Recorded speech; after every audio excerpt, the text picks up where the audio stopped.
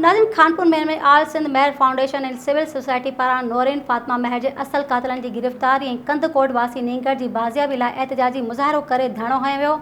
खानपुर महर में मुख़्तलिफ़ सियासी समाजी धुरियुनि तोड़े शहरनि पारां डॉक्टर सनाउल्लाह महर, एडवोकेट अर्ज़ आज़ाद महर, एडवोकेट अली बख्श महर, अब्दुल क़यूम महर, मक़सूद गुल महर, हादी बख्श महर, रियाज़ अहमद महर, वक़ार महर, अब्दुल अज़ीज़ महर, सूरज कुमार, संदाम चंद, लालचंद ऐं ॿियनि जी अॻुवाणी में प्रेस क्लब खानपुर महर खां एहतजाजी रैली कढी घोटकी बस स्टैंड वटि धरणो हंयो वियो।